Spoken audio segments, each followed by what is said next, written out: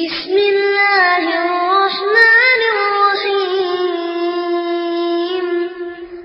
إذا جاء نصر الله والفتح. எல்லா புகழும் அல்லாஹ் ரப்பல் ஆலமீன் ஒருவனுக்கே உண்டாகட்டுமாக. நபிகள் நாயகம் ஸல்லல்லாஹு அலைஹி வஸல்லம் அவர்கள் மீதும் அவருடைய வாழ்க்கை வழிமுறைகளை பின்பற்றி வாழ்ந்த நபி தோழர்கள், தாபீன்கள், தபோ தாபீன்கள், மூமீனான ஆண் பெண்கள் அனைவர் மீதும், குறிப்பாக இந்த ஜும்மாவிலே கூடியிருக்கக்கூடிய நம் அனைவர் மீதும் அந்த ஏக இறைவனின் வற்றா கருணை முழுமையாக உண்டாகட்டுமாக. அன்பிற்கினிய அல்லாஹுவின் அடியார்களே, அல்லாஹு ரப்புல் ஆலமீன் நம் மீது கடமையாக்கியிருக்கின்ற ஜும்மாவை நிறைவேற்றுவதற்காக நாம் எல்லாம் இங்கே ஒன்று கூடியிருக்கின்றோம். இந்த நேரத்தில் இங்கே பேசப்படக்கூடிய சொல்லப்படக்கூடிய செய்திகளை நம்முடைய வாழ்க்கையிலே ஏற்று நடப்பதற்குண்டான முயற்சிகளை மேற்கொள்ள வேண்டும். வல்ல ரஹ்மான் அதற்கான வாய்ப்பை நம் அனைவருக்கும் தருவானாக என்று பிரார்த்தித்தவனாக இந்த உரையை ஆரம்பம் செய்கின்றேன். அன்பிற்கினிய அல்லாஹுவின் அடியார்களே, அல்லாஹு ரப்புல் ஆலமீன் திருமறை குர்ஆனிலே மனிதர்களை படைத்ததனுடைய நோக்கத்தை சொல்லி காண்பிக்கின்றான். வமா ஹலக்குத்துல் ஜின்ன வல் இன்ச இல்லா லியஅபுதூன். மனித இனத்தையும் ஜின் இனத்தையும் என்னை வணங்குவதற்காகவே தவிர நான் படைக்கவில்லை.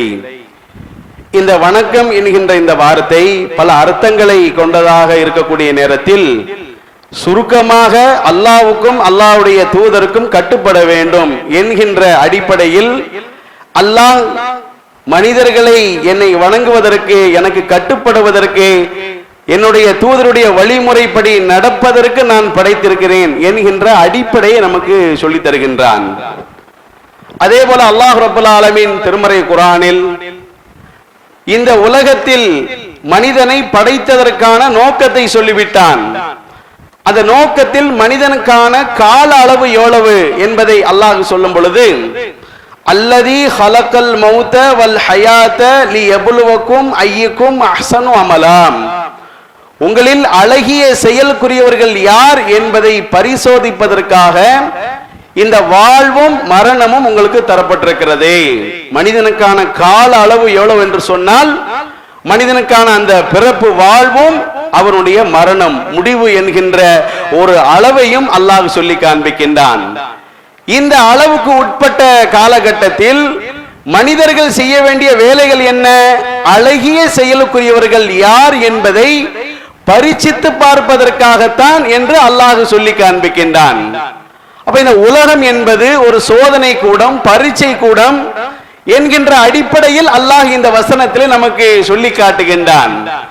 அந்த பரீட்சை கூடத்தினுடைய அளவோடு நாம் நம்முடைய வாழ்க்கையை ஒப்பீடு செய்கின்ற பொழுது, ஏன்னா இப்பதான் எல்லாரும் அரையாண்டு தேர்வு முடிந்து அந்த பரீட்சையெல்லாம் சந்தித்து விட்டு இங்கு அமர்ந்திருக்கின்றார்கள். நாம் கூட கடந்த காலங்களில் மாணவர்களாக இருக்கின்ற பொழுது, பள்ளி காலங்களிலே படிக்கின்ற பொழுது இது மாதிரி தேர்வு அறைகளை சந்தித்திருப்போம். அந்த தேர்வு அறைகளோடு அல்லாஹ் சொல்லக்கூடிய இந்த மறுமைக்கான இந்த தேர்வு எப்படி ஒத்து போகிறது என்பதை நாம் என்ன செய்ய வேண்டும், கொஞ்சம் கவனிக்க வேண்டும். உலக பரீட்சையில நாம் எப்படி பரீட்சை எழுதுவோம்?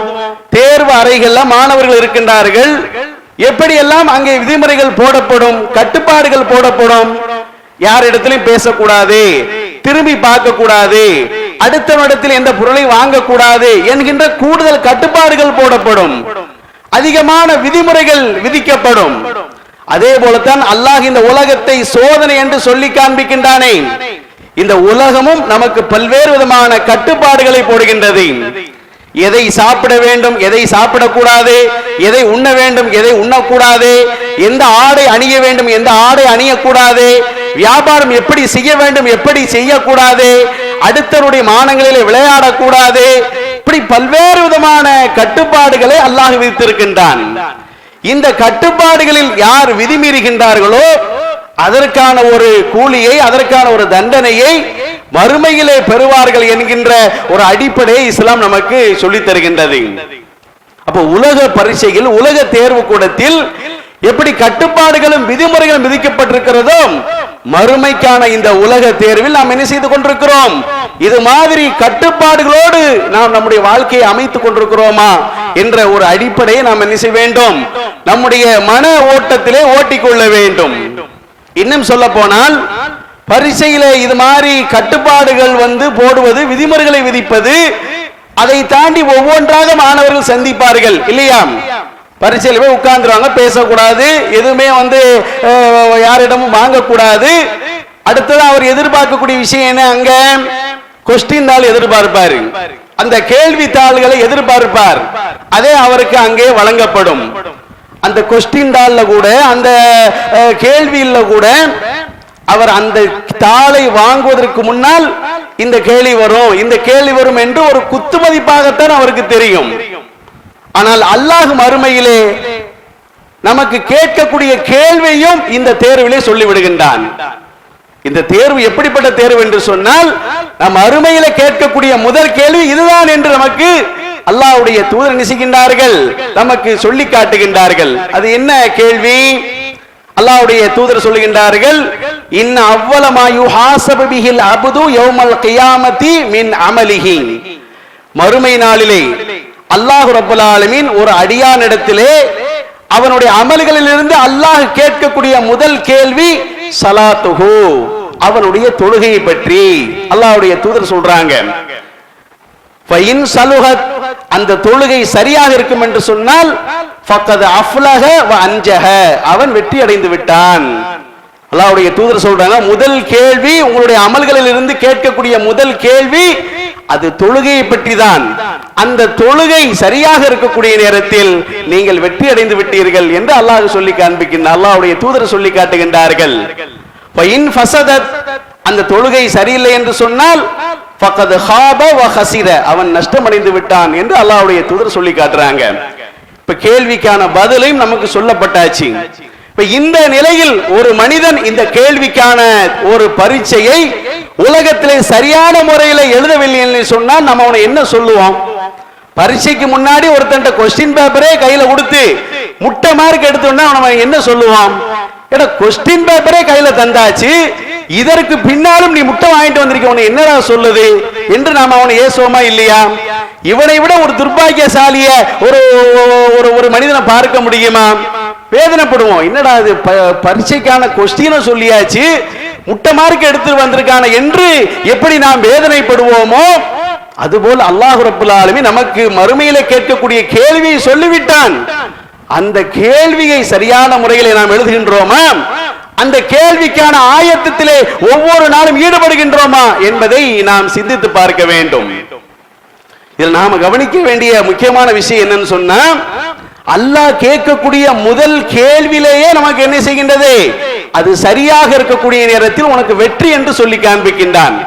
முதல் கொஸ்டின் உனக்கு சரி என்று சொன்னால் நீ பாஸ் என்று சொல்லக்கூடிய ஒரு உத்தரவாதத்தையும் அல்லாஹ்வுடைய தூதர் சொல்லி காட்டுகின்றார்கள். அப்படின்னா அந்த கேள்வி எவ்வளவு ஒரு இம்பார்ட்டன்டான ஒரு கேள்வி, எவ்வளவு ஒரு கவனிக்கத்தக்க ஒரு கேள்வி. ஏன் அல்லாஹ் அதை அப்படி சொல்லி காட்டுகிறான் என்று சொன்னால், தொழுகை என்பது ஒரு மனிதனுடைய வாழ்க்கையிலே பலவிதமான தாக்கங்களை ஏற்படுத்துகின்றது. பல்வேறு விதமான நன்மைகளிலிருந்து அவனை தூண்டக்கூடியதாக, தீமைகளிலிருந்து தடுக்கக்கூடிய காரியமாக இந்த தொழுகை இருக்கின்றது. அதனால்தான் அல்லாஹ்வுடைய தூதர் என்ன செய்றாங்க? இந்த கேள்வி ஒரு இடத்திலே சரியாக இருக்கும் என்று சொன்னால் அவன் வெற்றி அடைந்து விடுவான் என்கின்ற ஒரு அடிப்படையை சொல்லி தருகின்றார்கள். நபிகள் நாயகம் ஸல்லல்லாஹு அலைஹி வஸல்லம் அவங்க சஹாபாக்கள்கிட்ட என்ன செய்றாங்க? கேட்கின்றார்கள், அரைத்தும், நீங்கள் அறிவீர்களாம், லவ் அன்ன நஹரன் பி பாபி அஹதிக்கும், உங்களுடைய ஒருவருடைய வீட்டின் வாசலிலே ஆறு ஓடிக்கொண்டிருக்கிறது, யகுதஸிலு ஃபீஹி குல்ல யௌமின் ஹம்ஸன், அந்த ஆற்றிலே அவர் ஒரு நாளைக்கு 5 முறை குளிக்கின்றார். மா தகூலு தாலிக யுபகி மின் தரனிஹி, அவருடைய மேனியில ஏதாவது ஒரு அழுக்கு இருக்குமா? உடலில் ஏதாவது அழுக்கு இருக்குமா? காலு, சஹாபாக்கள் சொல்லுகின்றார்கள், லா யுபகி மின் தரனிஹி ஷைஆம், எந்த விதமான அழுக்கும் அவருடைய மேனியில இருக்காது. ஏன்? 5 முறை குளிக்கிறாரு. 5 முறை ஒருவர் குளித்தால் அவர் உடம்புல ஏதாவது அழுக்கு இருக்குமா? சஹாபாக்கள் சொல்லுகின்றார்கள், மின் தரனிஹி ஷைஆ, எந்த விதமான அழுக்கும் அவருடைய மேனியில இருக்காது.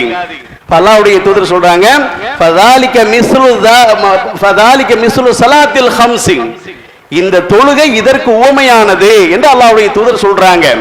ஒரு ஆற்றிலே ஒரு மனிதர் குளித்தால் எப்படி அவன் பரிசுத்தமாக ஆகிவிடுகின்றானோ, அதுபோல 5 நேர தொழுகை ஒரு மனிதனுடைய வாழ்க்கையிலே அன்றாடம் அவன் கடைபிடிக்கின்ற பொழுது அவன் சுத்தமாக ஆகின்றான். யம்ஹுல்லாஹு பிஹில் ஹதாயாம், அல்லாஹ் இதன் மூலம் அந்த பாவங்களை அழிக்கிறான் என்கின்ற செய்தியை அல்லாஹ்வுடைய தூதர் சொல்லி காட்டுகின்றார்கள். இது ஒவ்வொரு நாளும் நடக்கிறது என்று சொன்னால் ஒவ்வொரு வாரத்திலையும் ஒருத்தர் கடைபிடிக்கிறார், ஒவ்வொரு மாதமும் கடைபிடிக்கின்றார், வாழ்நாள் முழுவதும் கடைபிடித்தால் அன்றாடம் மனிதர் என்ற அடிப்படையில் அவருடைய பாவங்கள் ஒவ்வொரு நாளாக நிசைகின்றதை குறைந்து கொண்டே இருக்கின்றது. கொஞ்சம் இன்னைக்கு லீவா இருக்குது, மக்கள் அதிகமாறவங்க எல்லாமே கொஞ்சம் முன்னாடி வந்துருங்க.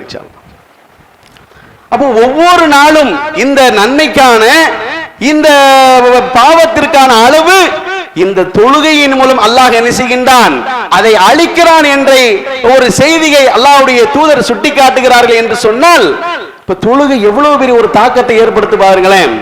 மனிதனுடைய வாழ்க்கையிலே இந்த தொழுகை என்பது அன்றாடம் பாவங்களை கழுவக்கூடிய ஒரு விஷயமாக இருப்பதால் தான் அந்த கேள்வி சரியாக இருப்பதன் காரணமாக அல்லாஹ் வெற்றியை கொடுக்கின்றான்.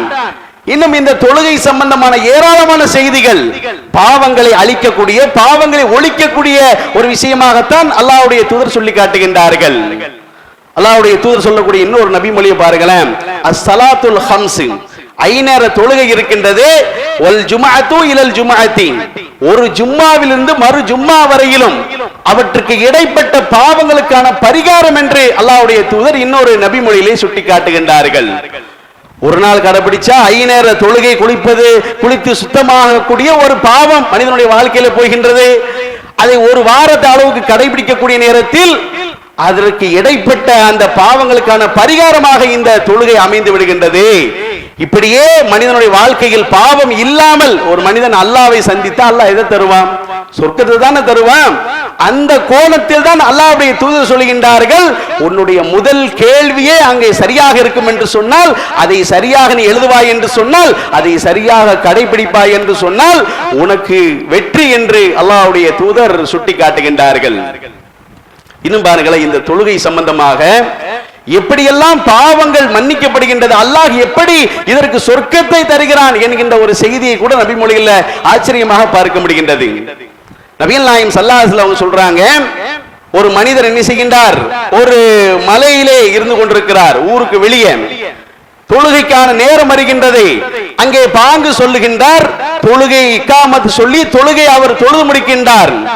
நபிகள் நாயகம் ஸல்லல்லாஹு அலைஹி வஸல்லம் சொல்றாங்க, அல்லாஹ் ரப்பல் ஆலமீன் இந்த மனிதரை பார்த்து ஆச்சரியப்படுகின்றான்.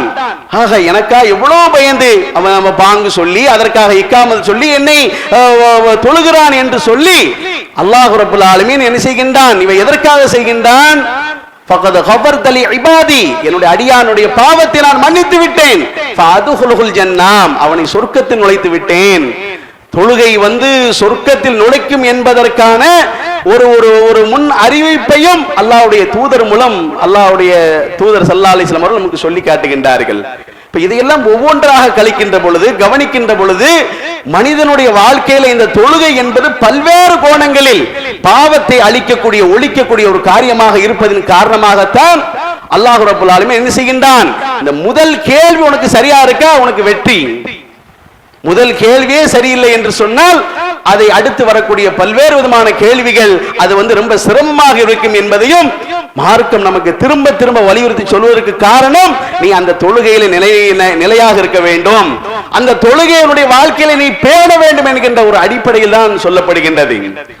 நபி ஸல்லல்லாஹு அலைஹி வஸல்லம் காலத்துல ஒரு மனிதர் வருகின்றார், அல்லாஹ்வுடைய தூதரே, இன்னி அஸப்து ஹத்தன், நான் தண்டனைக்குரிய ஒரு பாவத்தை செய்து விட்டேன், ஃபஅகிம்ஹு அலைய, எனக்கு அல்லாஹ்வுடைய தண்டனை நீங்க நிறைவேற்றுங்க என்று ஒரு மனிதர் அல்லாஹ்வுடைய தூதர் இடத்துல சொல்றாங்க. சொன்ன உடனே தொழுக நேரம் வந்துருச்சு, அல்லாஹ்வுடைய தூதர் தொழ போயிட்டாங்க. இப்ப இந்த நேரத்துல தொழுகை முடிந்ததற்கு பின்னால் அந்த மனிதர் அல்லாஹ்வுடைய தூதரை மீண்டும் நினைவுபடுத்துகின்றார், நான் தண்டனைக்குரிய ஒரு காரியத்தை செய்து விட்டேன், என்ன நீங்க என்ன செய்யுங்க, அந்த தண்டனை நிறைவேற்றுங்க என்று சொன்னவுடன் அல்லாஹ்வுடைய தூதர் கேட்கிறாங்க, நீ தொழுதியா கூட? ஆமா, அல்லாஹ் அந்த பாவத்தை மன்னிச்சிட்டான். பாருங்க, நிதர்சனமாகவே அல்லாஹ் அறிந்தவன் இல்லையா, வஹீயின் அடிப்படையில் அல்லாஹ்வுடைய தூதருக்கு சொல்லி காட்டுகின்றான். ஒரே ஒரு விதி வழக்கு என்ன, பெரும்பாவங்கள் மன்னிக்கப்படாது. ஒருத்தர் 5 நேரம் தொழுதாரு, மனிதர் என்ற அடிப்படையில் சிறு பாவங்கள் தான் இந்த உத்தரவாதமே ஒழிய மார்க்கம் சொல்லுகின்ற பெரும்பாவங்கள், ஒருத்தர் சிறுக்கு வைக்க நிலையில் தொழுகை கடைபிடிக்கிறாரு, எந்த பலனும் இருக்காது. வட்டி வாங்குகின்றார், அது பலனளிக்காது. தற்கொலை செய்கின்றார், மார்க்கம் எதையெல்லாம் பெரும்பாவங்கள் என்று பட்டியல் போடுகின்றதோ அதுவெல்லாம் அழிக்க மாட்டார். மனிதர் என்ற அடிப்படையில் அந்த பாவங்களை அழிப்பதற்கான ஒரு வழிமுறையாகத்தான் அல்லாஹ் என்ன செய்திருக்கின்றான், இந்த ஒரு தொழுகை மூலம் நமக்கு சொல்லி காட்டுகின்றான். திருமறை குர்ஆனில் கூட அல்லாஹ் சொல்லி காட்டும் பொழுது, வத்லு மா ஊஹிய இலைக்க மினல் கிதாப், நபியே வேதத்தில் உமக்கு எது வஹியாக அறிவிக்கப்பட்டதோ மக்களுக்கு நீங்க சொல்லுங்க என்று அல்லாஹ் சொல்லிவிட்டு, வாக்கீமு ஸலா, நீங்கள் தொழுகை நிலைநிறுத்துங்கள், இன்ன ஸலாத்த தன்ஹா அனில் ஃபஹ்ஷாய் வல் முன்கர், இந்த தொழுகை ஒரு மனிதனுடைய வாழ்க்கையில் பாவங்களை விட்டு தடுக்கக்கூடிய, அருவருப்பான காரியத்தை விட்டு தடுக்கக்கூடியதாக இது இருக்கும் என்ற ஒரு கவசமாக அல்லாஹ் சொல்லி காட்டுகின்றான். இப்படி எல்லா கோணங்களையும் நாம் தொழுகை எடுத்து பார்க்கின்ற பொழுது மனிதனுடைய பாவங்களை அழிப்பதற்கான அனைத்து வழிமுறைகளும் இந்த தொழுகையிலே நமக்கு சொல்லப்பட்டு விட்டது. சொல்ல போனால் இந்த தொழுகையினுடைய முதல் துவாவை எடுத்து பாருங்களேன். முதல் துவா தக்பீர் கட்டினவுடன் சனா என்று ஒரு துவா ஓதுறோம். அந்த துவாவுடைய அர்த்தத்தை நாம என்னைக்காவது சிந்திச்சு பார்த்திருக்கிறோமா? அதனுடைய பொருளை உணர்ந்து நாம ஓதி இருக்கிறோமா? அல்லாஹும்ம பாயித் பைனி வ பைன ஹதாயாய கமா பாஅத்த பைனல் மஷ்ரிக் வல் மக்ரிப், இறைவா எனக்கும் என்னுடைய தவறுக்கும் நீ ஒரு தூரத்தை ஏற்படுத்தி, கிழக்கிற்கும் மேற்கிற்கும் எவ்வளவு தூரம் இருக்குது அது மாதிரி என்னுடைய பாவத்திற்கு என்ன செய்ய, அந்த ஒரு இடைவெளி ஏற்படுத்தி, அதிலிருந்து ஒரு ஆடை அழுக்கிலிருந்து தூய்மை அடைகின்றதை என்னுடைய பாவத்தை என்ன செய்ய, அது மாதிரி தூய்மையாக்கு என்றெல்லாம் அந்த துஆவினுடைய பொருளை நாம் கவனிக்கின்ற பொழுது அல்லாஹ்வுடைய தூதர் இந்த தொழுகையிலே பாவத்தை மன்னிப்பதற்கான வழிமுறைகளை நமக்கு சொல்லித் தருகின்றார்கள். இப்படி ஏராளமான செய்திகள் அல்லாஹ் ரப்பல் ஆலமீன் நமக்கு இந்த கேள்வியை கேட்டவுடன் நமக்கு சொர்க்கம் என்று சொல்லுகிறான் என்று சொன்னால், உனக்கு வெற்றி என்று சொல்லுகிறான் என்று சொன்னால், அதை சுற்றி இருக்கக்கூடிய அனைத்து காரியங்களும் பாவங்களை அழிக்கக்கூடிய ஒழிக்கக்கூடிய காரியமாக அமைந்திருப்பதன் காரணமாகத்தான் இது போன்ற ஒரு அடிப்படையை அல்லாஹ் நமக்கு என்ன செய்கின்றான், தொழுகையின் மூலம் நமக்கு சொல்லித் தருகின்றான். இதுவெல்லாம் இந்த தேர்வுகளிலே நாம் கவனிக்க வேண்டிய விஷயம். கொஸ்டின் பேப்பரை நமக்கு கொடுத்தாச்சு, அதுலயும் கேள்வியை சொன்னதற்கு பின்னால் ஒருவன் அதை வாழ்க்கையில கடைபிடிக்கவில்லை என்று சொன்னால் அவனை விட ஒரு மனிதன் நம்ம பார்க்கவே முடியாது. ரொம்ப சிரமமான விஷயம். ஏன், பதிலே சொல்லியாச்சே, அதற்கு பின்னாலும் அவனுடைய நிலை தொடரும் என்று சொன்னால் அப்போ அது மறுமையில் அவனுடைய அந்த மறுமை வாழ்க்கை கேள்விக்குரியதாக மாறிவிடும் என்கின்ற ஒரு அடிப்படையோடு இந்த செய்தியை நாம் அணுக வேண்டும். இன்னும் சொல்ல போனால் தேர்வு அறைகள்ல கூட நமக்கு என்ன செய்யப்படும், இது மாதிரி கொஸ்டினையும் தாண்டி அதற்கான நேர அளவுகள் கூட நமக்கு சொல்லி தரப்படுமா இல்லையா? இந்த பரீட்சை நேரம் என்பது ஒரு மணி நேரம், ஒரு 2 மணி நேரம், ஒரு 3 மணி நேரம் என்றெல்லாம் நமக்கு நேரங்கள் சொல்லப்படும். ஆனால் அல்லாஹ் ரப்பல் ஆலமீன் உலகத்திலே மனிதனுக்கு என்ன செய்யல, இது எவ்வளவு நேரம் என்பதை சொல்லவில்லை. பரீட்சையில எல்லாத்துக்குமே ஒரே டைம் தான், 3 மணி நேரம்னா 3 மணி நேரம் தான். ஆனா மனிதனுடைய வாழ்க்கையில் ஒருத்தனுக்கு எவ்வளவு டைம் என்பதை சொல்ல முடியாது. ஒருத்தருக்கு 5 வயசா இருக்கலாம், 10 வயசா இருக்கலாம், 100 வயசா இருக்கலாம். 900 வருடம் வரைக்கெல்லாம் நபிமார்கள் வாழ்ந்தார்கள் என்று கேள்விப்படுகின்றோமே. நேரம் எப்பொழுது முடியும் என்பது நமக்கு தெரியாது. எந்த நேரம் வேண்டுமானாலும் நமக்கு மரணம் வரலாம், எந்த நேரம் வேண்டுமானாலும் அதை நாம் சந்திக்கக்கூடிய நேரத்தில் ஒவ்வொரு நிமிடமும் மரணத்தினுடைய சிந்தனையோடு நம்முடைய வாழ்க்கையை அமைத்துக் கொள்ள வேண்டும் என்ற அடிப்படையில் தான் நபிகள் நாயகம் ஸல்லல்லாஹு அலைஹி வஸல்லம் அவர்கள் நமக்கு என்ன செய்கின்றார்கள், பல்வேறு விதமான செய்திகளில் நமக்கு சுட்டிக்காட்டுகின்றார்கள். நேரம் நமக்கு தெரியாது. பலருடைய மரணங்களை பார்க்கின்றோம். நல்லா தான் இருக்கிறாரு, பேசுறாரு, நேத்து அவரை பார்த்து சிரிச்சேன், பேசினேன், அவரோடு சாப்பிட்டேன், மறுநாள் என்ன, அவருடைய இறப்பு செய்தி காதில் கேட்கின்றது. ஒவ்வொரு மனிதரையும் அல்லாஹ் பாதுகாக்கக்கூடிய வானவரை நியமித்து வைத்திருக்கின்றான். லஹு முஅக்கிபாத்து மின் பைனி யதைஹி வ மின் கல்ஃபிஹி யஹ்ஃபலுனஹு மின் அம்ரில்லாஹ். அல்லாஹ்வுடைய அந்த கட்டளைப்படி ஒவ்வொரு மனிதருக்கும் அல்லாஹ் 2 வானவர்களை நியமிக்கிறான். அவர்கள் முன்னாலும் பின்னாலும் வலதுபுறமும் இடதுபுறமும் பாதுகாத்துக் கொண்டிருக்கிறார்கள். அல்லாஹ் எப்பொழுது அந்த பாதுகாப்பு தேவையில்லை என்று அவர்களுக்கு கட்டளை இடுகின்றானோ அப்பொழுது அவர்கள் விலகி விடுவார்கள். மனிதனுடைய பாதுகாப்போடு இந்த உலகத்தில் வாழ்ந்து கொண்டிருக்கக்கூடிய மனிதனுக்கு மரணத்தினுடைய நேரம் அவனுக்கு சொல்லித்தரப்படவில்லை. எப்பொழுது வேண்டுமானால் மரணம் அவனை நோக்கி வரலாம் என்கின்ற ஒரு அடிப்படையில் தான் இந்த மார்க்கம் நமக்கு என்ன செய்கின்றது, பல்வேறு விதமான அந்த தேர்வு சம்பந்தமாக நமக்கு சொல்லக்கூடிய அடிப்படையாக இருக்கின்றது. அதே போல பரீட்சை கூடத்துல நாம் என்ன செய்வோம், இது மாதிரி நேர காலம் தெரியாது ஒரு புறத்தில் இருந்தாலும் கூட பரீட்சைகளை நாம கவனிக்க வேண்டிய இன்னொரு முக்கியமான ஒரு அம்சம் இருக்குது. என்ன? அதாவது உலக தேர்வுல நாம ஃபெயில் ஆயிட்டோம் அப்படின்னு சொன்னா நம்ம என்ன செய்யலாம்? அதற்கான திருப்பி ஒரு மறு தேர்வு எழுதி அதை நாம அடைந்து கொள்ளலாம், தேர்ச்சி ஆவதற்கான ஒரு வாய்ப்பு இருக்கின்றது. ஆனா மறுமைக்கான தேர்வில் அல்லாஹ் வைத்திருக்கின்றானே, அதற்கு மீண்டும் ஒரு வாய்ப்புகள் வழங்கப்படாது. மறுமைக்கான தேர்வுல நாம போய் அல்லாஹ் இடத்துல எனக்கு இன்னொரு வாய்ப்பை கொடு என்று நாம் கேட்போம் என்று சொன்னால் கண்டிப்பாக வழங்கப்படாது. எத்தனையோ பேருடைய செய்திகளை அல்லாஹ் திருக்குர்ஆனிலே சொல்லுகின்றான். ஒவ்வொரு கோணத்திலும் ஒவ்வொருவரும் கதறுவார்கள், இறைவா எனக்கு இனி ஒரு வாய்ப்பை கொடு, எனக்கு ஒரு சந்தர்ப்பத்தை கொடு, நான் என்ன செய்யறேன், நல்ல அமலிலே செய்து விடுகிறேன் என்று சொல்லக்கூடிய ஒரு சாரார், நான் லவ்லா அஹர்தனி இலா அஜலின் கரீப், எனக்கு கொஞ்ச நேரத்தை கொடு, ஃபஅகும் மினஸ் சாலிஹீன், நான் தர்மம் செய்து நல்லவனாக மாறிவிடுகிறேன் என்று சொல்லக்கூடிய இன்னொரு வகையான புலம்பல்கள். எல்லா புலம்பல்களுக்கும் அல்லாஹ் சொல்லக்கூடிய பதில் என்ன தெரியுமா? கல்லா, நீ பேசக்கூடிய இந்த பேச்சுக்கெல்லாம் வெறும் வெற்று வார்த்தைகள், அதெல்லாம் ஒரு பிரயோஜனம் இல்லை.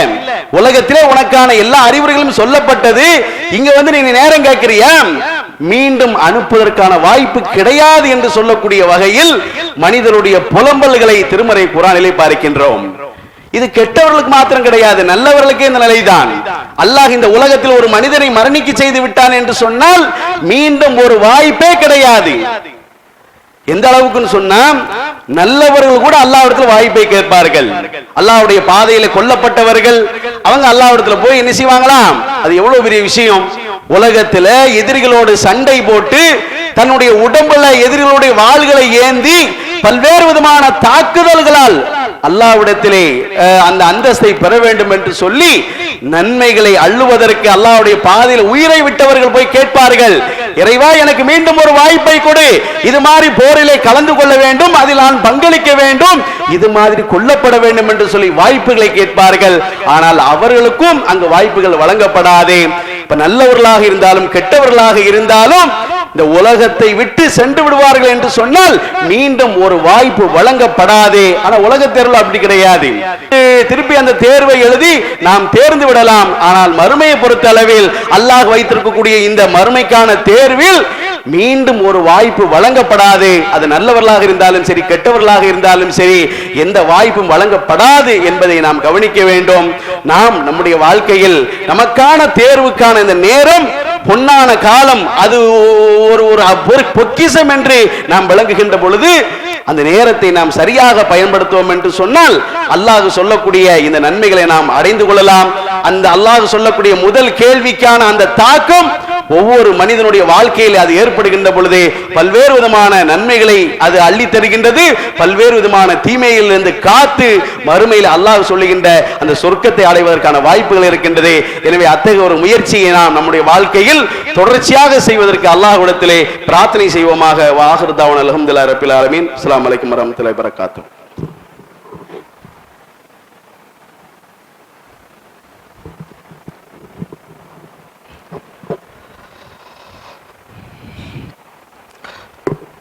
அல்ஹம்துலில்லாஹி ரப்பில் ஆலமீன். ஸலாத்து வஸ்ஸலாம் அலா ரசூலிஹி வ அலா ஆலிஹி வ அஸ்ஹாபிஹி அஜ்மஈன். அம்மா பாத். அன்பிற்கினிய அல்லாஹுவின் அடியார்களே, உலகத்தில் இருக்கக்கூடிய தேர்வுக்கும் மறுமைக்கான தேர்வுக்குமான பல வித்தியாசங்களை நாம் பார்த்து வருகின்றோம். அதுல இன்னொரு வித்தியாசம் என்னவென்று சொன்னால், உலக தேர்வில் நமக்கான அந்த பரீட்சையை நம்முடைய அந்த பேப்பர்களை திருத்துவதற்கு அதற்கான ஒரு ஆசிரியரோ அதற்கான நியமிக்கப்பட்ட ஒருத்தர் தான் திருத்துவார். இது உலகத்தில் நடக்கக்கூடிய விஷயம். மறுமையிலும் அல்லாஹ் நம்முடைய அந்த அமல்களை பதிவு செய்வதற்கு பல ஏற்பாடுகளை உலகத்திலே செய்திருக்கின்றான். கிராமன் காத்திபீன், சங்கையான எழுத்தர்கள் ஒவ்வொரு இடத்திலும் இருந்து கொண்டிருக்கிறார்கள். அவன் செய்யக்கூடிய நன்மையை தீமையும் ஒன்று விடாமல் அவர்கள் பதிவு செய்கின்றார்கள். இது சின்னது பெருசு எதுவுமே கிடையாது, அனைத்தையும் ஒன்று விடாமல் பதிவு செய்து விடுவார்கள். ஏன்? மறுமையிலே அந்த புத்தகத்தை அவன் கையிலே வாங்கியவுடன் அவன் பார்த்த உடனே அவனே அரண்டு போயிடுவான். இன்னும் ஒண்ணு கூட விடலையே, ஒரு சின்ன விஷயம் கூட விடலையே, ஒரு கஞ்சாடை செய்தோம் அதை கூட இங்கே பதிவு செய்திருக்கிறார்கள் என்று சொல்லி மறுமையிலே ஒவ்வொருவரும் தன்னுடைய கையிலே அந்த ஏடுகளை கொடுத்தவுடன் அவங்க பார்த்து ஆச்சரியப்படுவார்கள். அல்லாஹ் ரப்பல் ஆலமீன் ஒவ்வொருவருக்கும் கொடுக்கக்கூடிய விதத்தை வைத்து அவனுடைய நிலை என்ன என்பதை புரிந்து கொள்ளலாம். சில மக்களுக்கு அல்லாஹ் நிச்சயம் வலது கரத்திலே கொடுப்பான், அவங்க சந்தோஷமா இருப்பாங்க. சில ஆட்களுக்கு இடது கரத்திலே அந்த புத்தகம் வழங்கப்படும், அவர்கள் எனக்கு ஏன் இந்த புத்தகத்தை கொடுத்தீங்க, இந்த உலகத்தோடு என்னுடைய வாழ்க்கை முடிந்து விடக் கூடாதா என்று புலம்பக்கூடிய கதறுகள் எல்லாம் திருமறை குர்ஆனில் இருக்கின்றது. சிலருக்கு அல்லாஹ் புத்தகத்தை கொடுப்பான், முதுகுக்கு பின்னாடியே கொடுப்பான். அது இன்னும் கொஞ்சம் எக்ஸ்ட்ரீமான விஷயம். நம்ம கோவப்பட்ட நம்ம மூன்றாம் விதத்தை கடைபிடிப்போம் அல்லவா, அது மாதிரி வலதுபுறம் இல்லாமல் இடதுபுறம் இல்லாமல் முதுகுக்கு பின்னால் கொடுக்கக்கூடிய நிலையெல்லாம் புத்தகம் சம்பந்தமாக அவனுடைய தேர்வு சம்பந்தமாக திருமறை குர்ஆனில் சொல்லப்படுகின்றது. ஒரு கட்டத்தில் அல்லாஹ் என்ன செய்வானா, இக்ரா கிதாபக, உன்னுடைய கிதாபை நீயே படி, உன்னுடைய புத்தகத்தை நீ பரீட்சை எழுதினா இல்லையா, உலகத்தில் தேர்வு எழுதினா இல்லையா, உன்னுடைய தேர்வுக்கான அந்த மதிப்பெண்ணை நீயே போட்டுக்கோ. அல்லாஹ் நம்ம இடத்திலே ஒப்படைக்கிறான். நம்ம பார்ப்போம், ஏன்னா நமக்கு தெரியுமே உலகத்தில் நாம எப்படி வாழ்ந்தோம், எப்படி இந்த உலகத்தில் அல்லாஹ்வும் அல்லாஹ்வுடைய தூதரும் சொன்ன அந்த கட்டளைகளை எப்படி கடைபிடித்தோம் நமக்கே தெரியும்.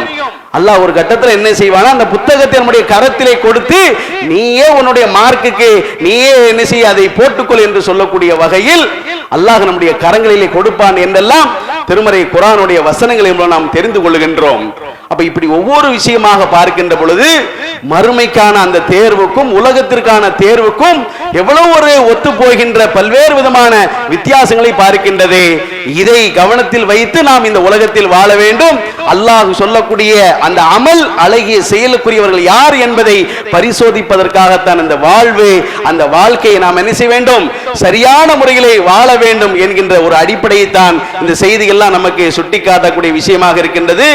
இன்னும் மார்க்க நமக்கு என்ன செய்கின்றது, இந்த தேர்வுக்கான விஷயத்தில் நேரம் நமக்கு தெரியாத காரணத்தினால், அதனுடைய அந்த நேர கால அளவு தெரியாத காரணத்தினால் அதை அல்லாஹ் என்ன செய்கிறான், அதை மறைமுகமாக வைத்திருக்கின்றான். எப்பொழுது வேண்டுமானால் மரணம் வரும் என்கின்ற ஒரு நிலையில் மனிதனுடைய வாழ்க்கை இருக்கின்ற பொழுது மரணத்தை நினைக்கக்கூடிய நிலையில் ஒவ்வொரு மனிதரும் தன்னுடைய வாழ்க்கை கழிக்க வேண்டும். அடுத்த நிமிடம் எனக்கு மரணம் வந்துவிட்டால் என்னுடைய நிலை என்ன என்பதை நாம் கவனிக்க வேண்டும்.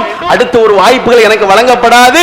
இந்த உலகத்தில் நான் சரியான முறையில் அந்த தேர்வை எழுதவில்லை என்று சொன்னால் திருப்பி ஒரு வாய்ப்புகள் வழங்கப்படாது, தேர்வுடைய நேரம் முடிந்து விடலாம் என்பதை எல்லாம் கவனத்திலே கொண்டு அல்லாஹ் ரப்பல் ஆலமீன் உலகத்தில் நமக்கு சொல்லி இருக்கின்ற இந்த ஒரு அடிப்படையை நாம் ஆழமாக பதிய வைத்து நம்முடைய வாழ்க்கையை அமைத்துக் கொள்ள வேண்டும். அல்லாஹ் ரப்பல் ஆலமீன் அப்படிப்பட்ட ஒரு மறுமையிலே கேட்கக்கூடிய அந்த முதல் கேள்விக்கான அந்த முதல் கொஸ்டினை தயார் செய்யக்கூடிய வாய்ப்பை உங்களுக்கும் எனக்கும் தர வேண்டும். அன்றாடம் ஒவ்வொரு தொழுகையிலும் அல்லாஹ்வுடைய தூதர் என்ன செய்திருக்கின்றார்கள், பல்வேறு விதமான பாதுகாப்புகளை தேடி இருக்கின்றார்கள்.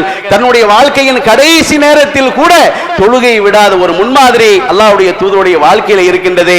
இதையெல்லாம் நாம் கவனத்திலே கொண்டு நம்முடைய வாழ்க்கையிலே இந்த கேள்விக்கான பதிலை தயார் செய்வதற்கான முயற்சியை நாம் மேற்கொள்ள வேண்டும். அல்லாஹ் ரப்பல் ஆலமீன் அப்படிப்பட்ட வாய்ப்பை நாம் அனைவருக்கும் தர வேண்டும் என்று சொல்லி ஒரே ஒரு அறிவிப்பை செய்து முடித்துக் கொள்கின்றேன்.